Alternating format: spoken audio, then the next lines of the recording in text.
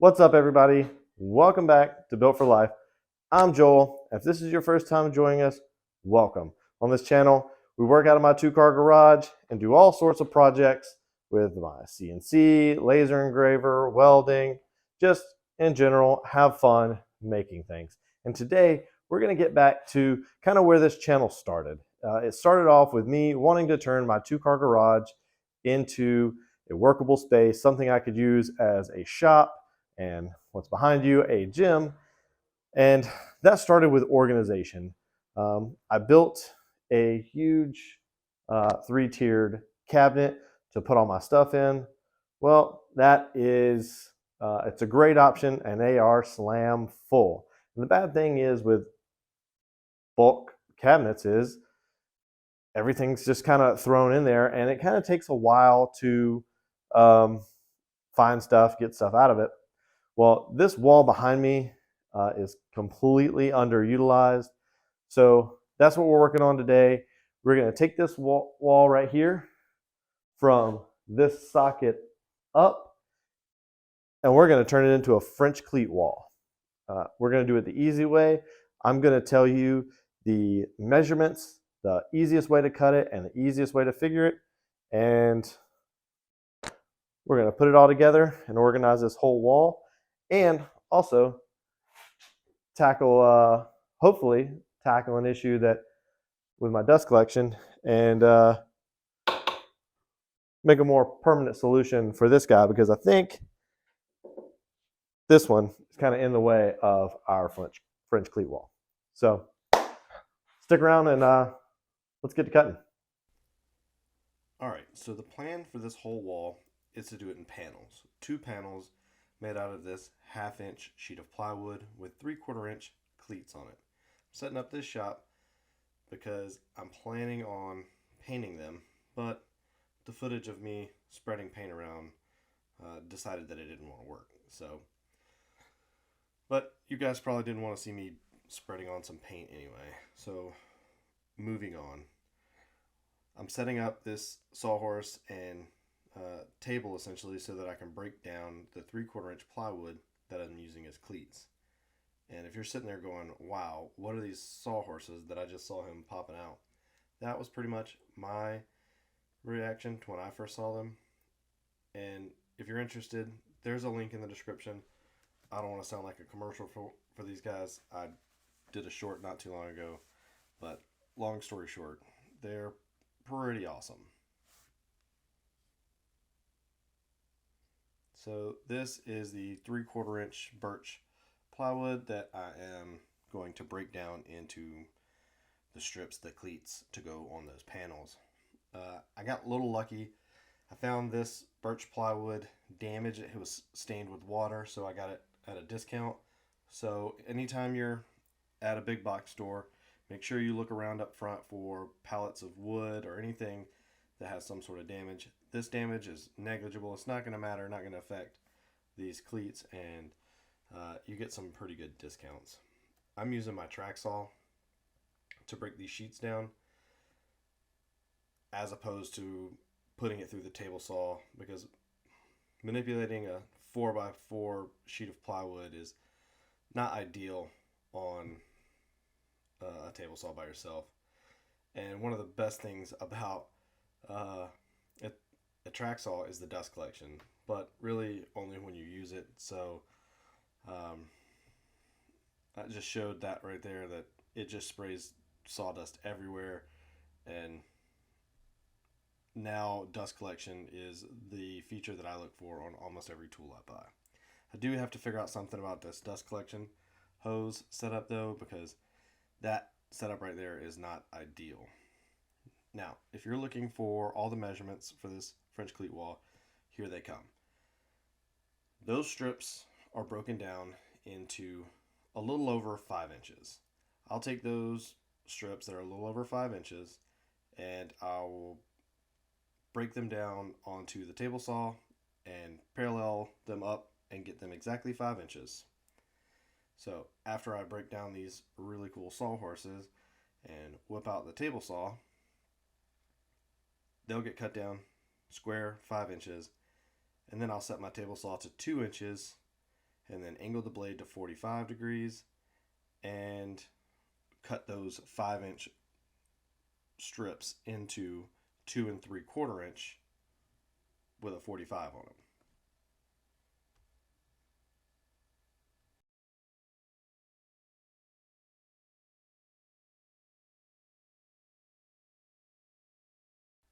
So that 4x4 is broken down 5-inch strips.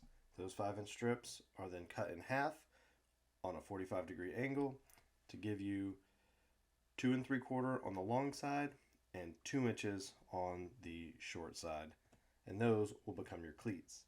That 4 foot by 4 foot will give me 9 5-inch strips, which break down to 18 2 3/4 inch cleats. So I need, for that 4 foot by 8 foot French cleat wall, I only need 16 strips. So that gives me 16 strips for my cleat wall, and then 2 strips that are left over for making tool hangers and everything else.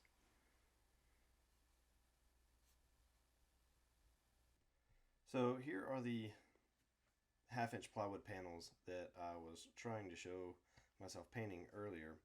And one thing I did when I broke this panel down, cut it in half, is I marked the corners, the inside corners that match up, so that when I connect this 4x8 sheet back together, it would line up correctly even if my cut was not perfect. So here I'm just laying out the cleats to try to get a visual of how it's all going to look. And the next thing I got to talk about is the spacing between the cleats. So I built 2 spacers that you can see there that are 3 1/4 inches long. So that 3 1/4 inch with 2 3/4 inch long cleats make an even 6-inch rotating pattern. So that even 6-inch pattern makes it really nice. As long as you have a full foot of room, you can get, a rotating pattern in there. And it came out great. I'm holding them on with Titebond 2 and brad nails. That glue is plenty strong enough to hold those to the board, and then these panels will then get screwed to studs on the wall. Now I guess this is the time in the video, as I attach these cleats to the panel, that I ask, if you're finding this video at all enjoyable or informative, please go down and hit that thumbs up button. It won't cost you a thing. And if you want to see more content like this, consider subscribing. We're a growing channel, and I'm pretty sure I'm going to be around here for a while.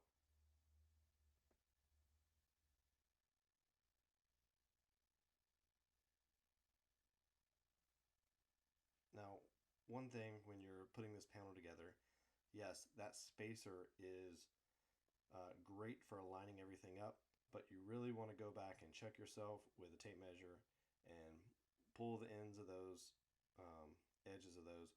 And it's like, my table saw is not perfect, and not everything is perfect. So once you start getting a 1/16 of an eighth or an 1/8 inch off, things can start compounding. So use a tape measure and make sure you are square. All right, we did it. 8 feet, 2 panels. What was that, 16 cleats? Yeah, it looks good. Everything lined up, even with my janky table saw. The rigid track saw came in to clean it up at the end for the wind. And next thing I'm going to do is, I don't really like the color of this Baltic birch plywood. It just looks unfinished. And so what I'm going to do is I'm going to come in, fill all these little nail holes, give it a quick sand, and then throw some stain on this just to give it a little color. And hopefully the next time you see me and this panel, we will be throwing it on that wall in there. So one more thing real quick, because I didn't know about this for the longest time. I always try to keep like wood putty and stuff around, and it would always dry up. And then somehow I learned about this. I don't remember if it was from YouTube or somebody showed me. Either way, it's Durham's Rock Hard Water Putty, and this stuff is awesome. I've had this one for a very long time. I keep this cup that I use, it just happens to fit on that top, so I just keep it on my shelf just like this. I reuse this cup every time because this stuff is water-based. And it is just a powder, so you don't have to worry about it drying up like you would standard wood filler. Apparently the top is on there pretty good as well. Yeah, just the trick. Yeah. But it is just a powder, and works great. I'll try to find a link or something to it and throw it in the description. But it's great. It is just, you know, throw a little bit in the cup, add a little water, mix it to the consistency you want, basically like the consistency of peanut butter or something like that, and then fill in the holes. It's not amazing for stains. You can definitely still see it through stains, and there are better stuff to use for stains, but especially if you're painting stuff, man, it works so good, and I never have to worry about it drying up. So just thought I'd throw that out there. All right, we got the panels all finished up. I stained them last night. It sat over the night. Now this morning I've come out and I've cleaned off this wall, cleaned that janky drill holder off, and got rid of my dust collection stand. Still got to figure out what I'm going to do for that. I've marked the top of the outlet plate because I want my panels to come all the way to the outlet plate. And what I'm going to do is I'm going to put a board up here and a board up here, nothing big, just enough to screw into 2 studs and be level so that I can take my panels, set them up on it. They'll hold the weight for a minute as I screw them into studs here. So mark the studs. I'm going to put those measurements on the panels and go ahead and pre-drill a couple spots, and then mount these ledger boards and see if I can get these panels up on the wall by myself.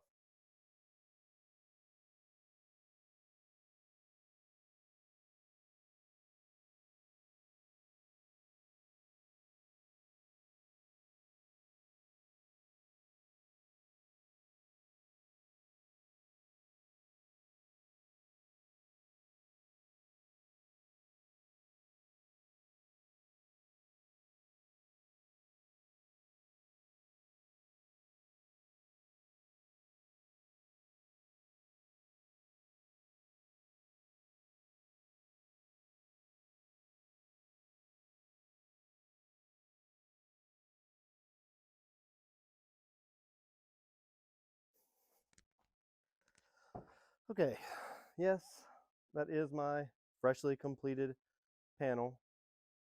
And yes, this is a track saw track sitting on top of it. But hear me out. Mistakes were made. I measured that area, I don't know, months ago. And it's 91 inches, not 96 inches. And evidently, that left my brain. So I'm going to cut one of these panels down, cut some panel off of it. I'm actually still going to use this strip here somewhere else in the garage, but we will, yeah, get over our mistakes and keep going. You're not making mistakes. Are you even doing anything?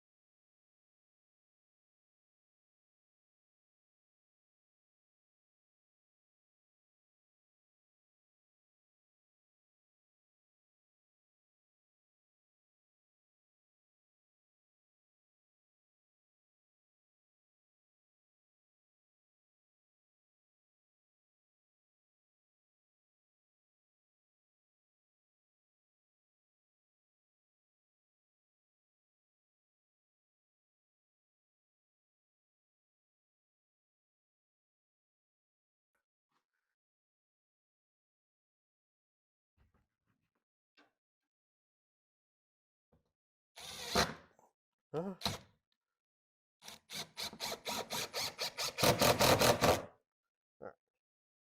That will at least hold it in place.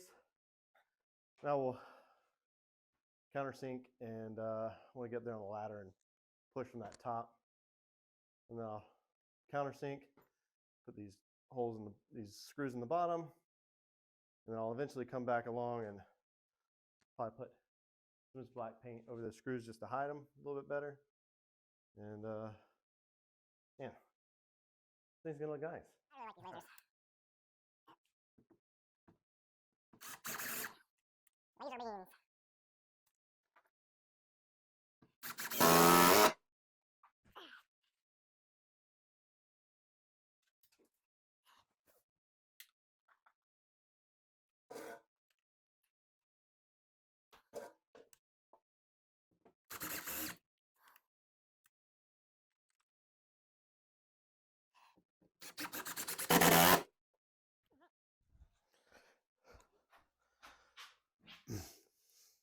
All right, what's up, everybody? We're back. It's actually been a few days, and between freezing rain and cold temperatures and busting pipes, it has been a few days since I've been able to work on this project. I've gotten out here a little bit, and I've built some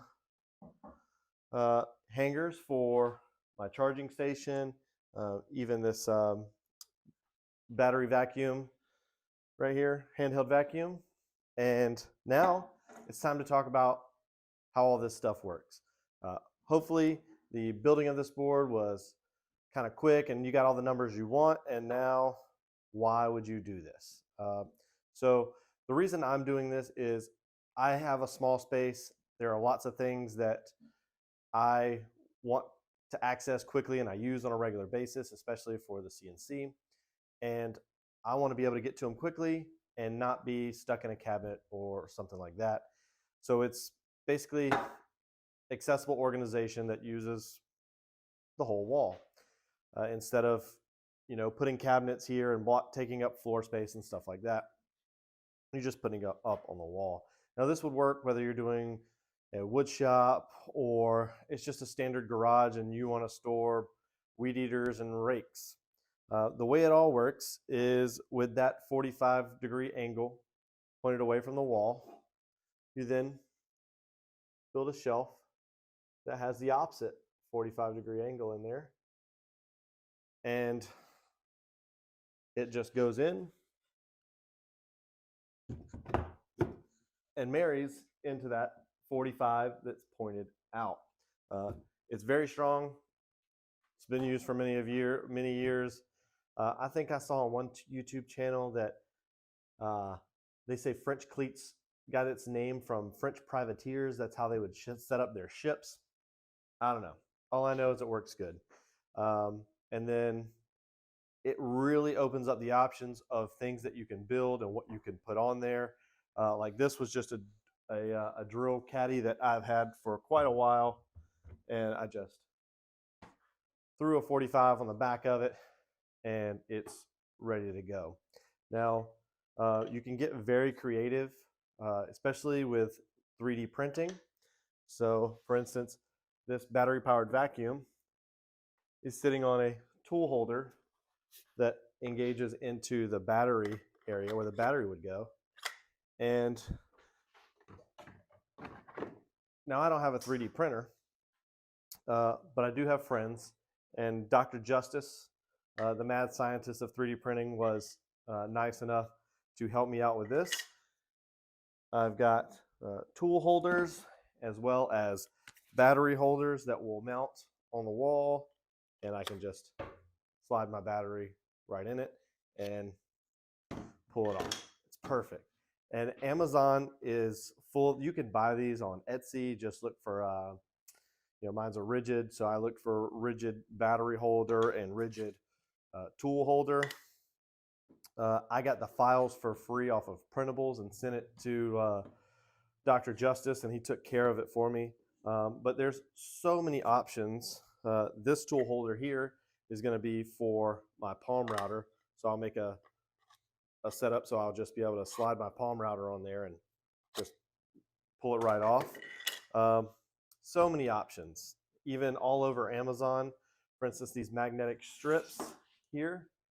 It's going to eventually go on the front of my charging station here to hold all of my, drill attachments and things like that, stuff that I use on a regular basis. And speaking of the charging station, this is a perfect example of like the creativity and what it allows you to do. Now I've got all these chargers, all 5 of these chargers, and there's no wires anywhere. All the wires and everything is contained in this one little spot. And then one wire comes out and plugs into my outlet. And I've got one little safety device that I run on my chargers. I don't know if you're familiar or have seen the news reports of fires caused by lithium batteries charging and basically leaving a battery on and the power to the charger all the time supposedly has a fire risk. And for some reason, I think about it all the time. So what I did is I purchased this. It's basically, I think they call it, it's a reverse countdown timer or something like that.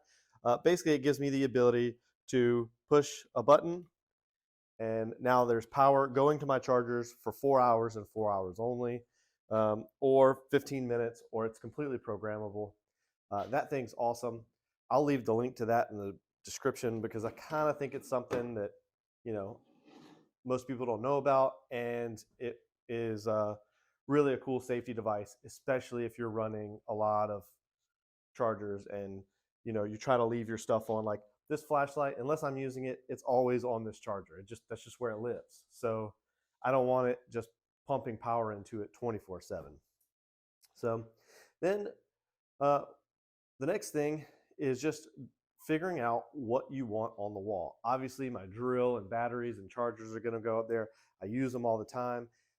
And then there's other things that I might use all the time, and sometimes they're just hard to store. Well, it allows you to do stuff like this right here. So this is my Starbond CA glue. It's the different CA glues that I use in the activator, and it's even got tips in here. But I was able to use my laser engraver to cut out the shapes, to build the shape, cut it out, and now all I've got to do is put a cleat on the back, and it's going to go right on the wall. Easily stored and easily accessible. Other things that you might use all the time, like my track saw. Now tracks take up a large piece of real estate, so I probably won't put the tracks on this wall, but my track saw, it's probably going to go here. Maybe all my battery powered tools go in this section. I don't know. I haven't built built anything for it, but a tape rack, definitely. I use tape all the time, from double stick tape for the CNC, painter's tape, all sorts of stuff. Glue, my different types of wood glues. I'm going to build a rack for that. And then something that I've already started on, you can see here, this is the prototype, and then I've got the finished product all cut out here, but all my spray paint. I use spray paint and paint cans all the time. So I wanted a way to store them and organize them where I could see them and get to them. So I used the CNC, designed up basically what you see here, and I cut it all out of this 1/4" MDF to prototype it, see if it was going to work out. And then I made some changes, and then now I've just a 1/4" piece of plywood. I've cut it all out. I'm going to glue it all together, maybe get fancy, stain it to match the cleats. I don't know. But this really speaks to and gives you the ability to use the strengths of your CNC or a laser engraver to cut this out. Almost all this could be cut out on the laser engraver. The pocketing area here where the can kind of sits and indexes. You could actually do that, now that I think about it, on a laser engraver. It would take a little while, but yeah, you could definitely do it. I also designed up this little shelf here. Now this is pretty universal. This can be used as a shelf with 2 going across and something sitting on the top. This particular one I intend to use for my clamps. I built it so that a 3/4" piece of plywood fits right in there. and doesn't cover up any of the honeycomb holes. And I'll be able to put this all together, and my parallel clamps will sit right in this. But the only thing holding you back is your imagination. You can do all this with regular tools as well, and it's kind of fun. It's this this little vacuum holder was pretty neat. It took me a while to kind of figure it out, but adding in the ability to have 3D prints and woodworking kind of all flow in together is kind of cool. I can't wait to get a 3D printer. It's definitely on my short list of things to get. And yeah, I can't wait to see what cool designs I'm going to figure out. And eventually I will have some of these files available. I'm working really hard to build a website and make this stuff available. But if you're looking for some of this stuff now, or just to stay up to date, get some ideas and inspiration, you can always look down in the description, check us out on Instagram and our Facebook group, and come show us your French cleat designs and see what I'm putting out. So beyond that, if you guys have any ideas for a French cleat wall, or you think French cleat walls are stupid and there's better ways to do it, hey, leave in the comments, dude. I'd love to talk about it. And yeah, we'll catch you on the next one.